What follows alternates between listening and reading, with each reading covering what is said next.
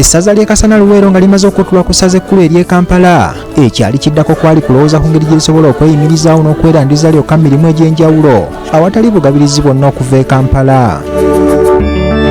Ssaabasumba omugenzi Dr. Cyprian Kizito Bwanganga amaze okulondebwa ng'omusumba w'essaza lino kye yasooka okulowoozako kwe kutalaga ebitundu eby'enjawulo n'ekigendererwa eky'okwongera okubunyisa Kristo mu bantu okubasomesa okwejja mu bwavu n'enteekateeka endala.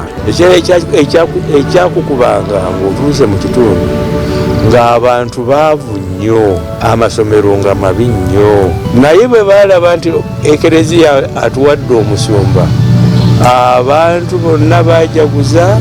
Era we twategeerera nti baajaguza mu kuteekateeka okubuwa obwepisikoopi nga buli mutuuze ow'omu kitundu yeewaayo n'akatono k'alina okukawaayo. Reverend Father Joseph Nsereko nga yibwana mukulu w'ekigo ky'e Natyole Mbaamunaanika agamba Kasana Luweero nga tannafuuka ssaza obwavu bwali bungi nnyo mu bantu kyokka enteekateeka ez'enjawulo ezizze zigunjibwawo gamba nga Caritas enteekateeka erafuba n'okukulaakulanya abantu yatandikibwawo nga bayita mu kulunda n'okulima. Ng'omuntu alwadde bwe tutaagendanga Naggalama nga tugenda Lubaga, naye kati wenjogerera mu buli parish mulimu health center. Mu biseera biri ng'okuzuula secondary school ennungi otuyana, naye kati wetwogerera kumpi buli parish yaffe tulinamu secondary school, ate mu kaseera ke kamu ne tertiary institutions nazo zitandise. Akuuma entebe y'omusumba w'essaza lino Monsignor Francis Xavier Mpanga agamba bingi bikyusa olw'abantu b'omu kitundu okukolera wamu n'ekereziya okulaba nga bejja mu bwavu. Baatambulanga engendo mpanvu okugenda e Lubaga, naye olaba kati olugendo lwawukako tebakyagenda Kampala, tujja wano ku kitebe e Kasana. Ebigo bye tutuuseemu mu kitundu kino buli kimu kirinako amasomero agali ku mutendera gwa primary ne secondary okusobola okutumbula omutindo gw'ebyenjigiriza. Eddwaliro eriwo abantu b'omu kitundu ekigomo ekiri obujjanjabi era abakulu bino byonna babyenyumirizaamu. Waliwo byentunuulira era ebikyukidde ddala. Bw'otunuulira ekitundu ekyo kikyusa kamira n'obuyigirize bwali butono mu bantu.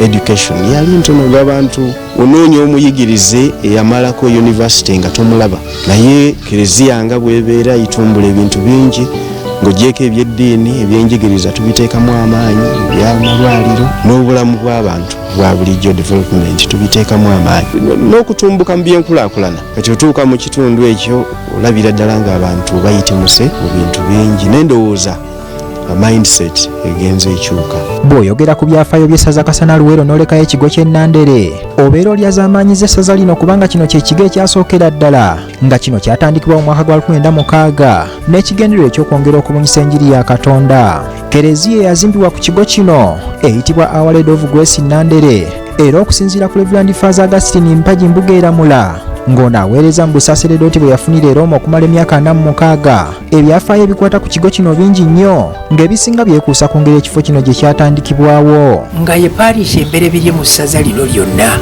Ekyokubiri esibiddwako omujulizi azaalibwa wano Kinjana Mpindi wayitawo Waluleeta kuliraana olusozi olwo lwe bayita Bbowa, era olusozi olwo lwaliko ebyobuwangwa ng'omwana yenna azaalibwa Bbowa bamuyita Nabbowa oba Sibbowa. Mu kigo kino era we wazimbibwa seminaariyo ebangula ababeera bewaddeyo okusoma obufaaza mu ssaza Kasana Luweero ng'eno eyitibwa St. Kizito Minor Seminary Nandere nga yatandikibwawo okutendekeramu abasoma obufaaza n'oluvannyuma batwalibwa mu bitundu by'eggwanga ebirala n'ensi yonna wamu n'okwongerayo kigambo w'Omukama. Reverend Father Petero Kisamba Mugerwa nga yakulira seminaari eno agamba nti essaza Kasana Luweero nga lyetegekera okujaguza emyaka 25. Seminaari eno esobodde okufulumya abasaseredoti 30 nga buno buwanguzi bunene nnyo era atubuulidde lwaki omuwendo guno guli bwe guti newankubadde ng'emyaka girabikanga emingi.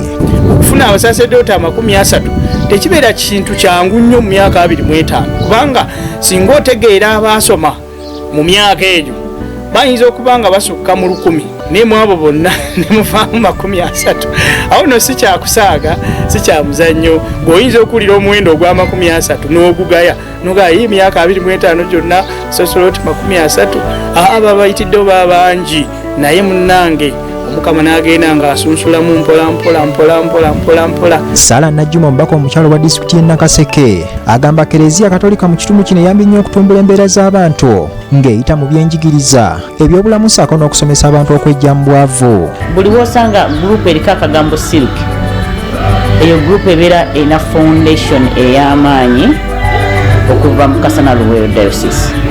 Ate era nga batraininze abasomesa groups ezo ku kigambo kyo saving and lending.